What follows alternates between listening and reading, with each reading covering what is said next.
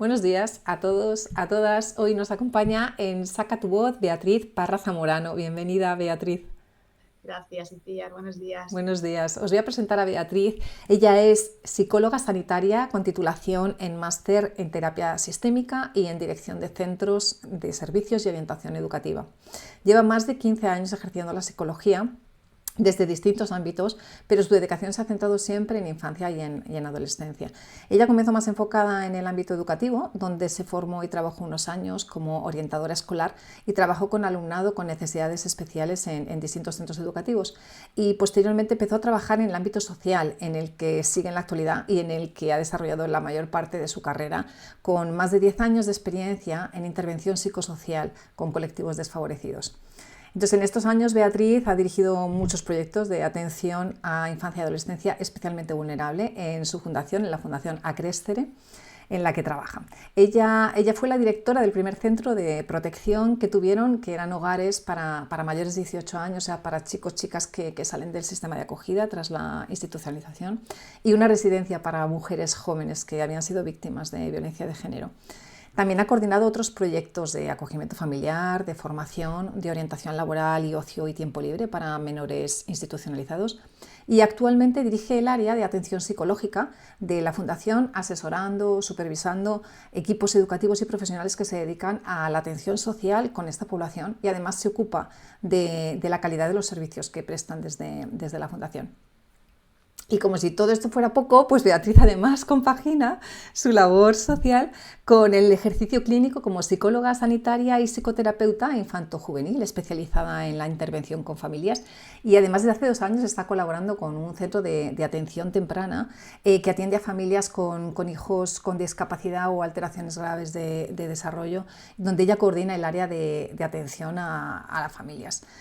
Entonces, pues la verdad es que es una suerte de verdad, Beatriz, poder tenerte, porque es que tu experiencia es tan rica, tan diversa, tan amplia con niños, niñas, adolescentes, familias, eso, ¿no? Que proceden de contextos, de procedencias, de situaciones sociales tan diversas que de verdad eres un referente en protección a la infancia, y te agradezco enormemente este rato con nosotros aquí en Saca tu Voz.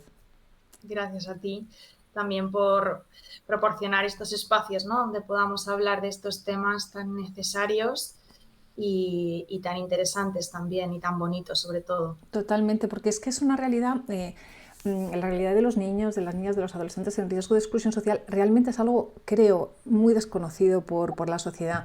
Yo os aconsejo, vi el documental de Telemadrid que se hizo en noviembre de este año pasado en el programa de Juan Ramón Lucas, que se llama ¿Cómo funciona Madrid? Acogimiento familiar, que lo pondré en la descripción del vídeo. Donde aparece, entre otras, precisamente la Fundación Acrescere y el modo en el que apoyáis a estos chicos, chicas, cuando cumplen los 18 años y salen del sistema de acogida, con vuestros programas de prevención, de acogimiento familiar, de apoyo psicológico, de protección en hogares y pisos, de formación, de empleo. Y es que es tan valiosa esta función que realizáis, y vosotros y otras entidades que desconocemos como sociedad, y que deberíamos, ¿no?, ser tan conscientes de ello para, en la medida en la que podamos, ¿no?, apoyar. Y además aparecen en el programa testimonios de chicos, de chicas que todavía te ayudan más a empatizar, ¿no?, con su realidad y con las dificultades que tienen, que de verdad os aconsejo que veáis el documental. Y yo creo que es entonces fundamental, Beatriz, que si quieres empecemos un poco contextualizando la infancia institucionalizada, ¿no?, en España, para que entendamos de qué estamos hablando, ¿no? Fenomenal, fenomenal. Sí, empezamos un poco por el principio, así que... Adelante, adelante. Cuéntanos, si quieres, de qué estamos hablando. Bueno, pues hablamos, como dices, ¿no?, de una realidad yo creo que poco conocida, ¿no? Ahora vamos a ir también viendo un poco qué se ha hecho, qué falta por hacer, ¿no? Pero yo creo que sobre todo es una realidad poco conocida. Sí. ¿No? Hay distintas problemáticas sociales para las cuales creo que como sociedad quizás estamos como más sensibilizados, más concienciados, pero esta realidad de tantos miles de niños que en España crecen en instituciones de protección, creo que es bastante desconocida. Pese a que, como decías antes, ¿no?, yo que me he movido por distintos ámbitos, con distintas familias, de distintos sectores sociales, al final, niños que estén residiendo en un centro de protección, nos encontramos en el colegio de nuestros hijos, en las actividades extraescolares, en el fin de semana. O sea, quiere decir que nuestro día a día, porque está ahí, porque existe, porque son niños que desafortunadamente no han tenido la posibilidad de crecer como otros hemos crecido en un entorno familiar, y que eso nos ha permitido tener las oportunidades que hemos tenido, ¿no? Y que tenemos. Mientras que esta población lo tiene como muy difícil, ¿no? Yo siempre digo, las cartas que les han tocado desde el principio de la vida son muy complicadas, ¿no? Y enseñarles, entre otras cosas, a jugarlas de la mejor manera posible es uno de las líneas de trabajo con ellos, ¿no? Porque no podemos cambiar lo que les ha ocurrido, solamente podemos ayudarles a llevarlo lo mejor posible y que eso determine lo menos posible su vida, ¿no? Pero si hablamos de cifras, Sí. En España en los últimos años, en los últimos 5 o 6 años, o sea, cifras publicadas por el Ministerio, hablamos de 50.000, 60.000 niños en el sistema de protección a la infancia en España, ¿no? Es que es un porcentaje muy alto de nuestra infancia. Sí. Y bueno, pues distribuido por comunidades autónomas, Madrid, ¿no? La comunidad en la que nosotros principalmente trabajamos, es una de las, está entre como los 3 primeros puestos, ¿no? Es decir, en primer lugar también por expansión Andalucía, Cataluña y Comunidad de Madrid, la tercera comunidad con unas mayores cifras de su infancia en el sistema de protección. Me parece tremendo. ¿Y cuáles son en general, Beatriz, las edades de los niños? Porque tenéis niños, niñas, adolescentes y eso, y además les acompañáis cumplidos ya los 18 años, ¿no? Entonces, ¿cuál es el número de más o menos, ¿no? de niños, a lo mejor de 0 a 6 años? No sé cómo dividís las edades, ¿no? Pero ¿cuáles son esas cifras para que también empaticemos más, ¿no? con ellos? Claro, mira, en el sistema de protección, hablando primero un poco como de la perspectiva y ahora te aterrizo en lo que nosotros hacemos, Sí. en el sistema de protección el mayor número de menores que hay en el sistema son adolescentes. Ok, sí. Son Genial. adolescentes. O sea, las cifras están ahí y el porcentaje mayoritario son adolescentes. Claro, son adolescentes y esto tiene como múltiples causas, ¿no? De que sean adolescentes. Una de las primeras es porque, afortunadamente, una de las medidas contra la institucionalización es el acogimiento familiar. Y el acogimiento familiar funciona en edades más tempranas. A partir de los 14 años se complica bastante esta medida, ¿no? También porque es una etapa en la que se complica la crianza y la vida, ¿no? Y también es un momento en el que las relaciones familiares también a veces se rompen y también hay una entrada importante en el sistema de menores a esta edad, ¿no? Entonces, en el sistema hay un número muy, muy grande de adolescentes, ¿no? También porque las políticas de infancia, las distintas leyes, la ley de protección a la infancia, ya imponía un poco que los menores de 0 a 6 no deben estar en un centro de protección, sino que deben de estar en una familia. Aún así, hay menores de 0 a 6 en centros de protección, pero las distintas políticas de infancia van un poco en la línea de que en las edades más tempranas de la vida se procure que haya el menor número de posible de niños en centros de protección, ¿no? En nuestro caso, nosotros que llevamos tantos años trabajando en esto, también un poco la propia práctica y la propia experiencia nos ha ido enseñando por dónde, ¿no? O sea, por dónde, una realidad que es tan grande, dónde aportar. Entonces, nosotros empezamos trabajando precisamente, como decías en mi introducción, con la continuidad de la tutela, es decir, con los chavales que salen con 18 años de tutela y qué pasaba un poco con ellos, ¿no? O sea, ahí el escenario era bastante complicado, ¿no? Empezamos trabajando abriendo hogares para chicos, para chicas mayores de 18 que dejaban la institución y que entraban casi en una situación de riesgo prácticamente equivalente a la que vivieron antes de entrar en protección, ¿no?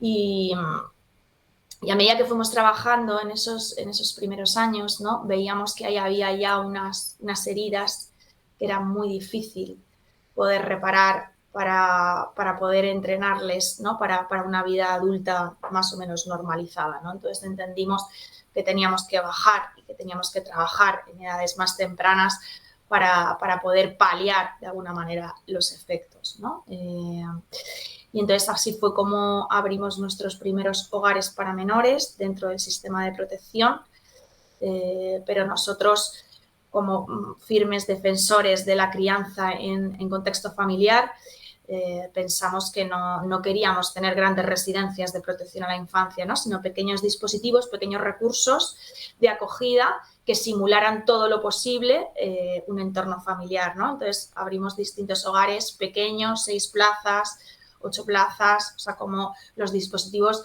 de acogida más pequeños que hay dentro del sistema para poder normalizar la vida de lo posible, ¿no? Y después dijimos, bueno, esto sigue sin ser suficiente, ¿no? O sea, aunque en nuestros hogares recibimos a niños y niñas desde los 6-8 años, esto sigue sin ser suficiente. Y entonces, claro, realmente el trabajo pasa por la prevención, Iciar. Totalmente. Claro, y entonces pensamos, ¿por qué hay también un porcentaje alto de niños en protección? Pues porque son familias que tampoco tienen recursos Sí. para poder proteger y para poder criar, ¿no? a sus hijos.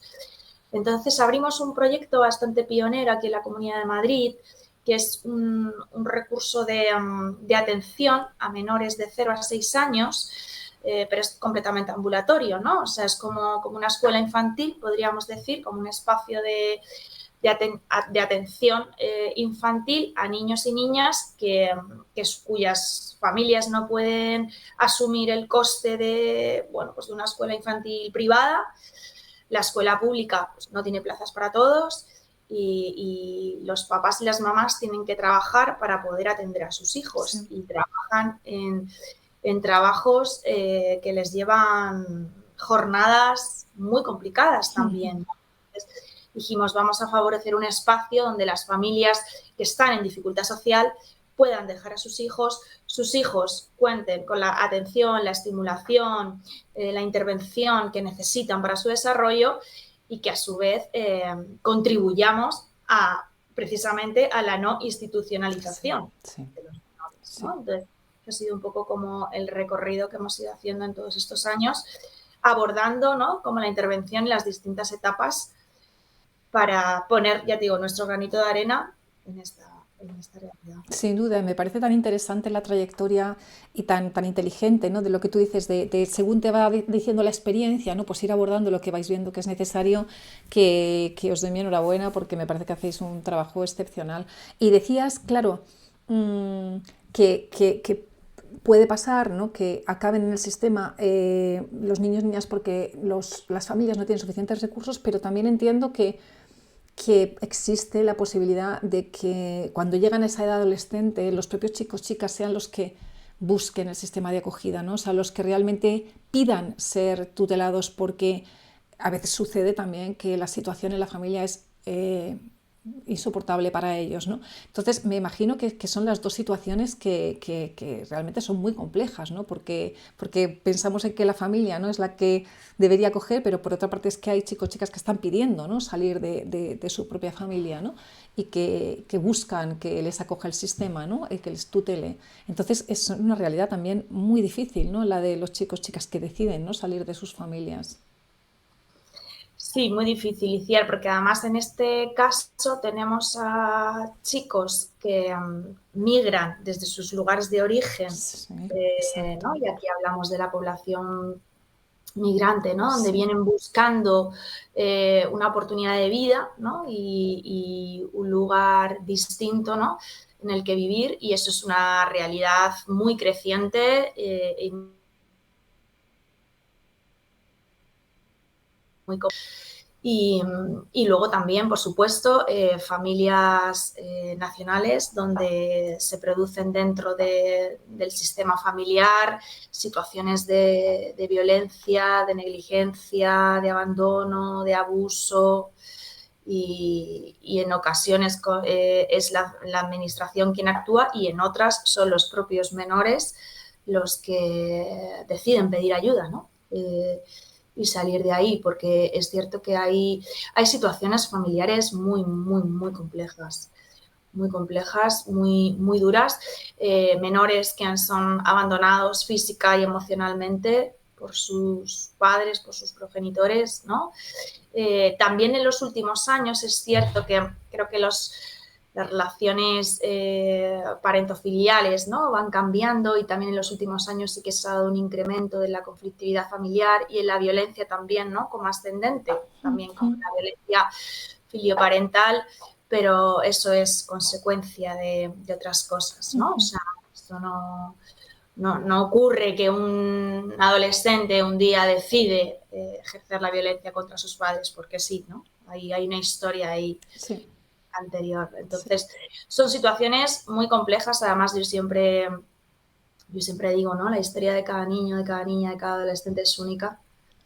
Y todas nos enseñan tanto a los que tenemos la suerte de acompañarles, que aunque puedes como sí, ¿no? Como pensar, ¿no? Bueno, pues estas son como las causas o los factores que llevan a que los menores ingresen en el sistema, pero luego la realidad de las familias es tan distinta que cada niño es casi una causa para entrar en protección. Sí, absolutamente. Y mira, precisamente hace pues alrededor de un mes y poco hicimos una entrevista en Saca tu Voz a Estefanía Igartua Escobar, que ha escrito el libro Romper el Silencio, y ella sufrió abuso sexual infantil por parte de su padre durante muchos años y huyó literalmente de su casa cuando tenía 15 años, entrando en el sistema de acogida, y bueno, no fácil esa etapa tampoco, pero muchísimo peor a partir de cumplir los 18 años, ¿no? Entonces ella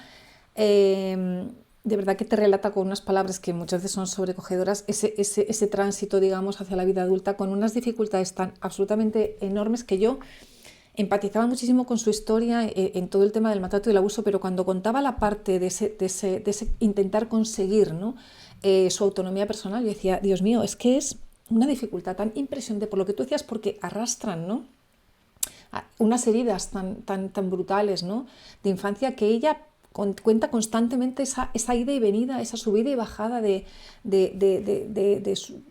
psicológicamente de cómo se encontraba, que os lo recomiendo de nuevo, ¿no? O sea, porque te ayuda mucho a entender, ¿no?, no solamente la realidad del abuso y del maltrato, sino la realidad de los niños, niñas, adolescentes institucionalizados y lo que les sucede una vez que salen del sistema.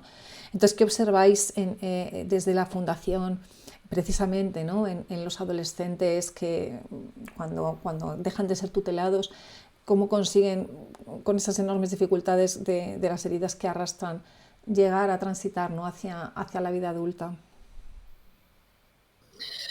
Pues mira, ahí sobre todo lo que hacemos es transmitirles nuestra gran admiración, porque desde luego son héroes, son heroínas, ¿no? O sea, cargan con una mochila que es tan pesada, ¿no? Y luego, claro, llegan a la edad adulta o semiadulta, ¿no? O sea, llegan a los 18 años, a la juventud, y se encuentran con que si lo anterior ha sido difícil, lo que viene ahora no es más fácil.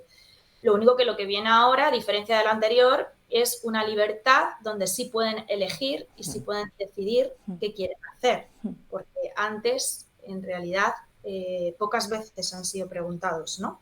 Sino otros profesionales, agentes, instituciones han decidido sobre sus vidas, ¿no? Entonces, a partir de los 18 sí que vienen un poco como con esta energía, ¿no?, de ahora yo decido, pero claro, se encuentran con una realidad muy compleja, que es la vida, la sociedad, el mercado laboral, ¿no?, donde desafortunadamente cuentan con poca preparación, porque las cifras de los menores escolarizados en una enseñanza superior, bachillerato, son muy pequeñas. Sí. O sea, si ya hablamos de una enseñanza superior como pueda ser la universidad, o sea, ya hablamos de muy pocos niños frente a los miles que están en protección.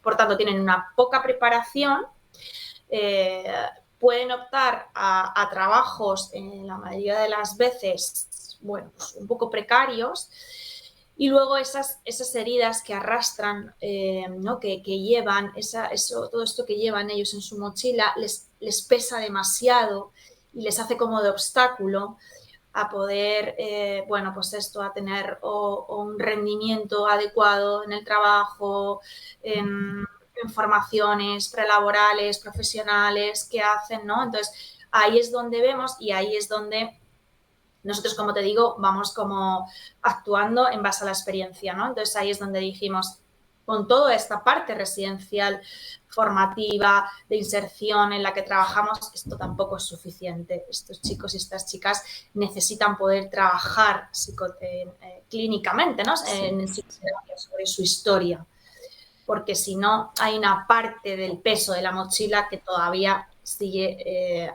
siendo como un obstáculo muy grande, ¿no? Por tanto, el desafío de la intervención a partir de los 18 es importante, tanto para los profesionales, los compañeros que están ahí, como para los chicos y las chicas, ¿no? Desde luego.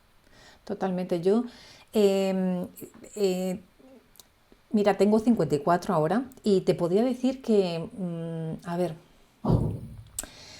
desde 2018, a lo mejor hace 6 años en mi vida, 7 años, que siento una, ¿cómo decirte? Una estabilidad, un estar tranquila, una continuidad en mi ánimo, en mi propio cómo me quiero, cómo me trato, en cómo contemplo la vida, en cómo disfruto.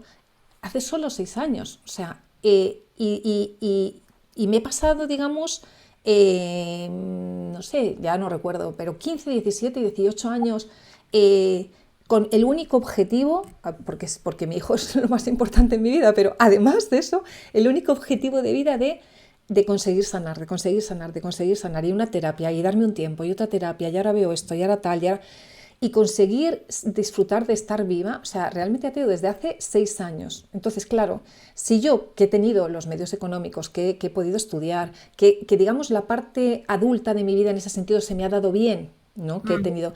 Y a pesar de eso, ha sido una lucha constante, ¿no? Conmigo misma por estar en la vida, porque para mí, o sea, es querer estar en la vida, o sea, el objetivo era, necesito conseguir querer estar en la vida.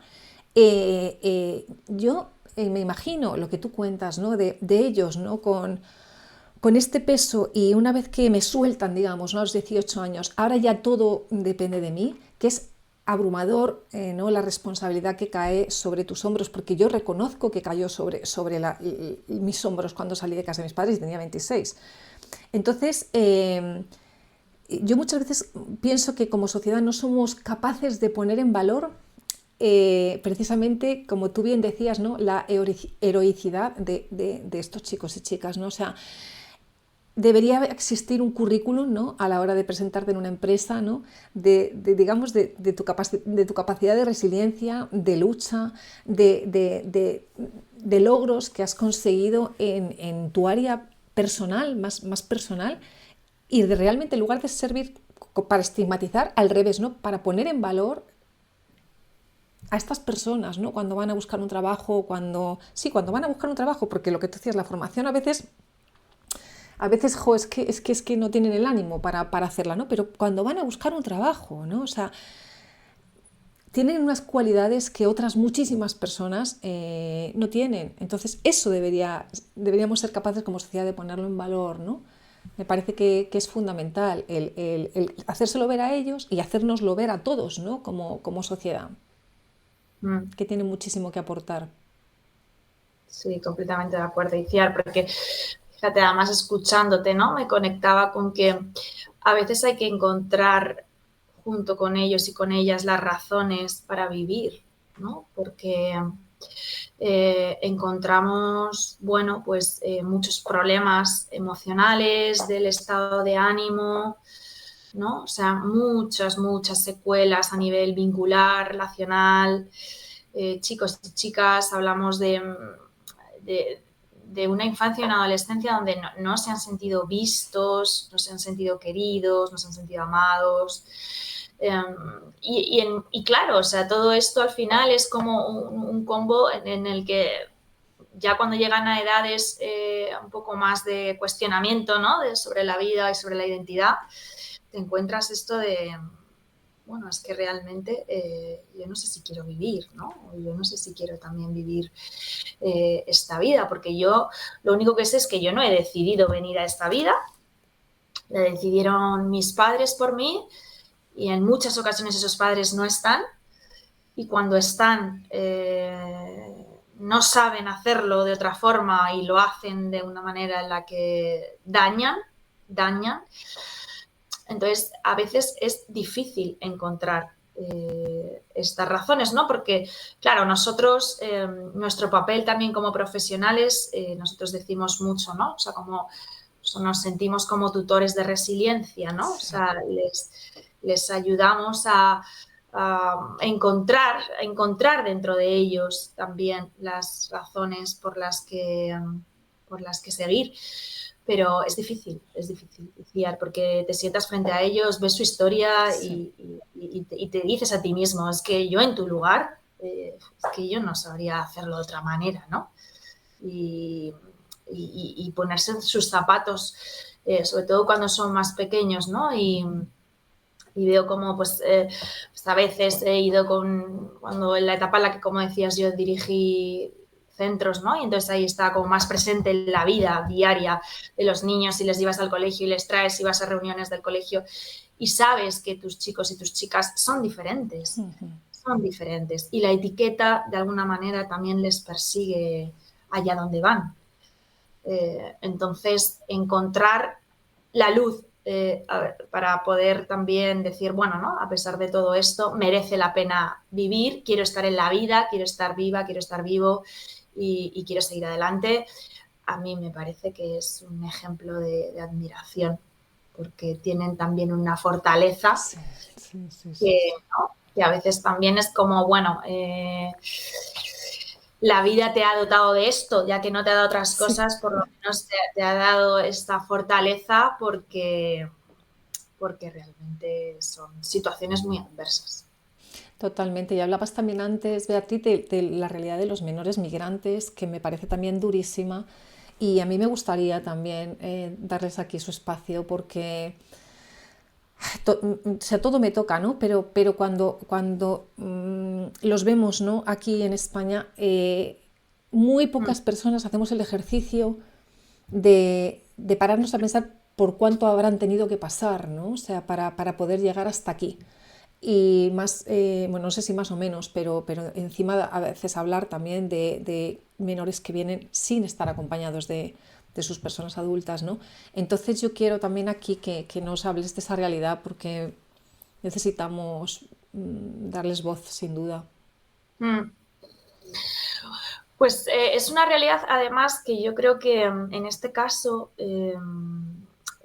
los medios de comunicación que son portavoces, ¿no? de lo que ocurre en nuestra sociedad, no sé si les hacen un gran favor, ¿no? Porque lo que se tiende a contar sobre la población migrante menor de edad, sobre todo, no hace del todo justicia, desde luego, ¿no? Entonces, es una realidad también que las cifras de los menores que hacen todo un periplo para llegar hasta España y en busca, como decíamos antes, de una vida diferente, una vida mejor, es una realidad muy dura, también como poco conocida porque además son muchos los menores que cada día se juegan la vida por llegar a nuestras costas y cuando llegan, en el mejor de los casos, igualmente encuentran una serie de dificultades complejas, complejas y, y al final son niños, niñas, adolescentes que también vienen con esta mochila, que han tenido que pasar por situaciones durísimas. O sea, hemos trabajado con chicos que han llegado a España bajo un camión. O sea, eh, las formas que tienen de llegar para sobrevivir aquí a España son tan duras y, Y es cierto que en los últimos años ha habido, bueno, como unos puntos de llegada de muchos menores para los que también es cierto que los recursos, ¿no? O sea, que contamos con los recursos que contamos y que esto es un poco lo que más sale en los medios de comunicación, ¿no? O sea, las oleadas de menores, migrantes que recibimos a diario como que sobrepasan los recursos del sistema. Bueno, pero es que son niños, son adolescentes, son jóvenes intentando buscarse la vida, una vida más digna que la que han tenido hasta ese momento y necesitan ayuda, ¿no? Ujú. También nos encontramos que una parte de estos menores, de estos jóvenes que emigran, vienen también como con una misión por parte de sus familias de venir a España, de encontrar como una oportunidad distinta y desde aquí ayudar a sus familias de origen. Sí. Y ahí otro peso importante que encontramos en la mochila de estos chicos y chicas, donde, ¿no?, nosotros les decimos, pero vamos a centrarnos en ti, ¿no? O sea, si es que tú tienes muchas dificultades para sobrevivir aquí en este país, como para además ayudar a la familia que dejaste allí, ¿no? Pero muchos vienen con esta misión de ayudar a su familia y eso es tan injusto también. Sí, es que no nos damos cuenta de que allí están tratando de sobrevivir, ¿no? Y para sobrevivir hacen estas cosas, ¿no? Porque muchas veces juzgamos, ¿no?, de una manera muy alegre o muy ligera las situaciones, ¿no?, o las cosas que hacemos las personas, ¿no? Y muchas veces nos damos cuenta de que es que a lo mejor están en situaciones tan críticas que no les queda otra, porque yo siempre pienso, ¿en qué situación dejarías tú tu casa? ¿Dejarías tú tu comunidad? ¿Dejarías tu país, tu cultura? ¿No? Tienes que estar en una situación extrema, ¿no?, de supervivencia para atreverte a hacer eso, y más para mandar, como tú dices, a tu propio hijo en circunstancias absolutamente, bueno, o sea, no tengo palabras, cómo llegan, para ver si allí consigue algo para ayudarte luego a ti. O sea, entonces es que sumamos a todo lo que hemos dicho antes, ¿no?, estas otras dificultades que les hacen realmente complicado yo creo, ¿no?, como personas, el poder estar bien, ¿no? O sea, el poder estar bien para afrontar la vida, ¿no? O sea, me parece realmente complicado. También sé que, y lo alabo de verdad, que hay un montón de programas y de iniciativas muy poderosas, muy positivas, muy buenas prácticas en lo que tiene que ver con atención a infancia y adolescencia en riesgo de exclusión social, y me encantaría que nos contaras, Beatriz, sobre ello. Recomiendo de nuevo que veáis el documental, porque salen varias, pero seguro que tú sabes más para contarnos, Beatriz.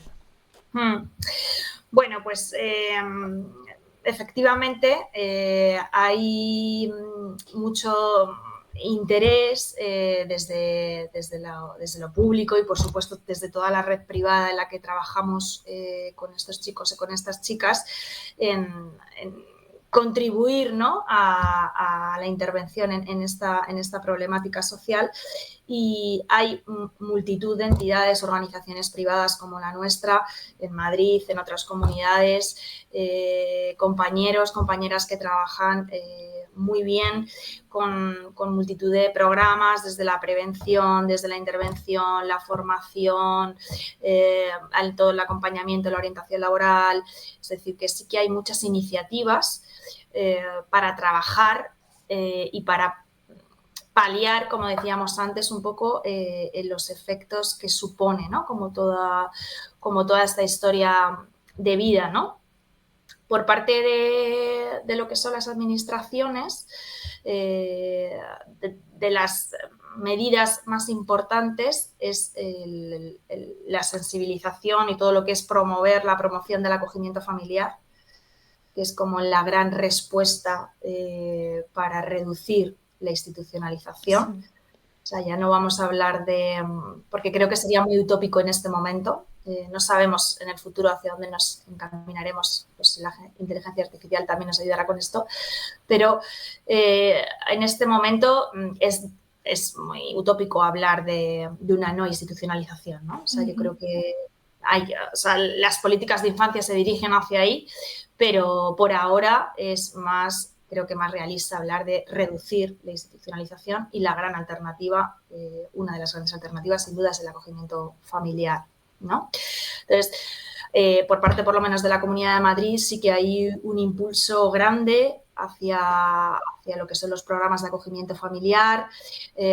Hay una financiación de programas como que los que nosotros tenemos para buscar, para formar, para acompañar familias que quieran acoger a menores. Pero es un desafío también social porque es muy difícil encontrar familias, ¿no? O sea, estos programas, o sea, no tienen la suficiente éxito, ¿no? Pero porque es difícil encontrar familias que acojan, ¿no? Entonces, el acogimiento familiar es una de las medidas. Luego, además, también por parte de la Administración, ya desde hace varios años, se pone también como mucho el foco en preparar a los adolescentes a partir de los 16 años, lo que hablábamos antes, ¿no? Para la vida adulta, para el momento en el que salgan de protección. Ha habido una mayor inversión de recursos en los últimos años para seguir trabajando con estos chicos y chicas a partir de los 18 años hasta los 21 o 23. Es decir, que, bueno, pues desde las últimas leyes de infancias, desde Europa, o sea, desde temas más políticos, sí que se ha puesto la mirada en esto y sí que hay cosas que se están haciendo. ¿Suficiente? Pues no, porque las cifras que hablábamos al principio son miles, todavía miles y miles los niños que están en el sistema y muchos los que están en acogimiento residencial. Pero sí que se están haciendo. También se está haciendo bastante por mejorar la calidad de vida de los menores que viven en el sistema de protección a la infancia, ¿no? Mejorando también la cualificación, la formación, la capacitación de los profesionales que trabajan ahí. Entonces, sí se están haciendo cosas, claro que se están haciendo cosas. Sería injusto decir lo contrario, pero es insuficiente porque es una realidad compleja, ¿no? Y creo que necesita de cambios, pero cambios a un nivel más político. Sí. ¿De qué modo crees, Beatriz, que podríamos promover, digamos, como decías, el éxito de vuestros programas o de los programas en general de acogimiento familiar que existen? Porque creo que de nuevo es una realidad muy desconocida. Es decir, creo que hay muchas familias que no se lo plantean, pero entre otras cosas porque es que no saben ni que existe la posibilidad. Entonces, ¿de qué modo, no? ¿De qué modo proveer información? ¿De qué modo hablar de cómo hacerlo? ¿De qué modo hablar de qué ayudas te da el Estado para conseguir que tú puedas económicamente también sostener el acogimiento familiar, ¿no? O sea, ¿cómo hacer para incentivar, ¿no? al acogimiento familiar? Porque, como tú dices, me parece clave. Claro. Claro, Iciar, aquí está uno de los problemas, ¿no? Porque hoy en día, o al menos en Comunidad de Madrid, las familias que quieran acoger no encuentran quizá recursos suficientes como para llevar a cabo también una elección de vida tan especial, ¿no? Creo que por un lado hay una falta, como decíamos, de información, o sea, y de conocimiento. Creo que esto es algo que debería de o salir más en los medios de comunicación, ser más visible, contarse más a nivel social desde el sistema educativo, ¿no? Desde los colegios, los centros educativos. O sea, creo que es algo que deberíamos de conocerlo más, pero también para eso aumentar también como nuestros niveles de tolerancia también como sociedad a esto, ¿no?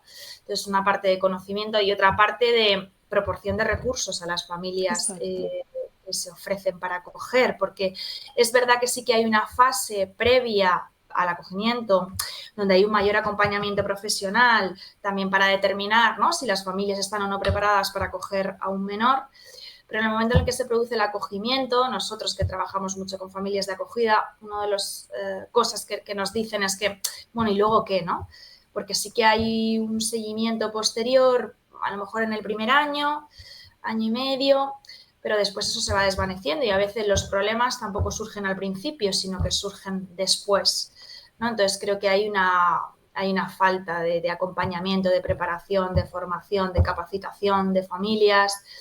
Hay una falta de recursos económicos, ¿no? Donde pues, unos padres que se proponen acoger, cuánto tiempo pueden disfrutar o o tener una baja, por ejemplo, para decir, bueno, voy a estar, no voy a trabajar porque voy a estar un tiempo dedicado en esto, ¿no? Entonces, bueno, pues los recursos yo creo que son muy limitados y que los recursos sean tan limitados no ayuda a que haya un mayor ofrecimiento por parte de las familias. Claro, totalmente. Si pensáramos que en lugar de invertir, ¿no? Destinar recursos para hacer mayor la institucionalización, dedicáramos esos recursos a, al acogimiento familiar, pues estaríamos dando la vuelta al sistema, ¿no? Estaríamos, en lugar de promoviendo que cada vez haya más niños institucionalizados, promoviendo que los niños cada vez puedan ser más acogidos por las familias, ¿no? Entonces es un poco cambiar el modo, ¿no? del planteamiento inicial, la estrategia, digamos, ¿no? Y eso tiene que venir, pues yo creo, desde la propia sociedad que lo demande hasta el propio Estado que tenga esa iniciativa, ¿no? Y por otra parte hablabas también, por supuesto, de darles ese apoyo desde los 16, desde los 18, y yo he leído sobre la figura que se ha creado del referente, ¿no? Del referente de institucionalización, y yo creo que es una figura maravillosa, ¿no? Porque tiene que ver con lo que hablábamos antes, ¿no? De poner en valor a ellos, ¿no? A estos chicos, a estas chicas, de darles voz para que sean conscientes de la labor tan sumamente importante que tienen para la sociedad. Es decir, primero encuentra dentro de ti, como tú decías, eso que es tan sumamente complejo de quiero estar en la vida, pero una vez que empiezas a vislumbrarlo, ¿no? O sea, una gran parte de ese ánimo, ¿no? de conectar con la vida está en qué puedo aportar yo, o sea, realmente qué está en mi mano, ¿no? Sumar para que otros chicos, chicas no sufran o no pasen por lo que yo he pasado. Me emociono. Entonces, creo que este tipo de iniciativas también de los referentes permite no solo darles voz a ellos, a ellas, sino también eso, ¿no? O sea, hacernos tomar conciencia como sociedad de la importancia que tienen para nuestra sociedad, ¿no? Con lo que tú decías, ¿no? Con su fortaleza, con su valentía, con esa capacidad de resiliencia, con esa capacidad de lucha que muy pocas personas tienen porque no han tenido esa historia de vida tan compleja, ¿no? Bueno, gracias también a espacios como el tuyo, pues la voz de estos chicos y chicas puede ser escuchada, ¿no? Ojalá. Pero es verdad que no hay muchos espacios donde se pueda dar voz y desde luego nadie mejor que ellos y que ellas para poder hablar de esto que nosotras aquí estamos hablando desde un lugar bastante más privilegiado, ¿no? Sí, sí, sí, sí. Yo te invito a ti, en primera persona, Beatriz, a vuestra fundación. También he conectado con Adrián Escalante, ojalá que quiera hablar, y a cualquier chico o chica que eso, ¿no? Que quiera realmente sacar su voz, porque para eso existe este canal, ¿no? Para hablar de su realidad, para hablar de lo que ellos quieren hablar. Pues para eso creé este canal, ¿sabes? O sea, realmente el objetivo es, por supuesto, traeros como expertos para hacernos conocer, ¿no? Esta realidad y enseñarnos, ¿no? Sobre lo que estáis haciendo para que os apoyemos, pero también darles voz a ellos, ¿no? Para que realmente eso, se hagan fuertes en esta sociedad y entendamos todos el gran valor que tienen por aportar, ¿no? Así que te agradezco enormemente, de verdad, este rato. No sé si quieres contarnos algo más o decir algo más. Bueno, Añadir. pues quiero agradecerte mucho esta charla tan interesante y tan amena, ¿no? Que hemos tenido hablando de estos temas que, bueno, pues que a mí me apasionan y a los que he dedicado y dedico, ¿no? Mi carrera profesional.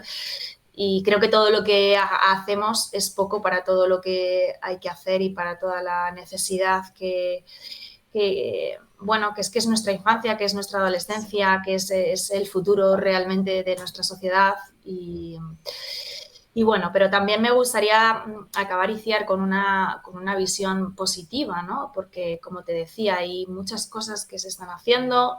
Bueno, vivimos en un país donde queda mucho por hacer, pero también hay mucho que se hace y que también es bueno, ¿no? Como visibilizarlo.